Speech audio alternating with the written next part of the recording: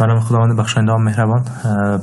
برنامه آتوکد، سافتویر آتوکد اولین بار توسط کمپانی آتودسک در دسامبر سال 1982 شروع به فعالیت کرد. در سال 1982 ساخته شد این سافتویر توسط کمپانی آتودسک. خود کلمه آتوکد که ما میگیم ای از دو کلمه ساخته شده که آتو لوگوی کمپانی است و کد CAD ای مخفف است به کلمات کامپیوتر ایدد دیزاین، یعنی دیزاین با کمک کامپیوتر. بنان سافتویر یا برنامه آتوکد یک سافتویر است به خاطر دراوینگ های ما میتونیم 2D و 3D توسطش انجام بدیم و واسه به خاطر دراوینگ های 2D و 3D مدلینگ استفاده میشه.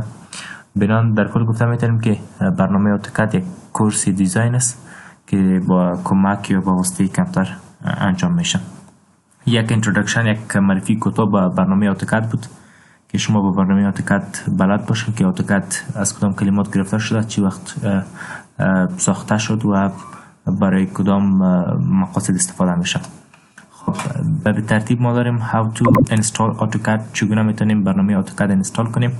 در صنف ما در این ارتباط اینستالیشن به طور عملی انجام دادیم و اینجا پروسیجر از اینکه چگونه میتونیم اینستالیشن انجام بدیم. AutoCAD 2021 تمام مراحل نوشته شده که این فایل PPT هم همراه شما شریک شده. بنابراین اگر بازم کدام مشکل بود، باز اینستالیشن AutoCAD به شکل یک ویدیوی مکمل، یک ویدیوی عملی براتون خواهم ساخت.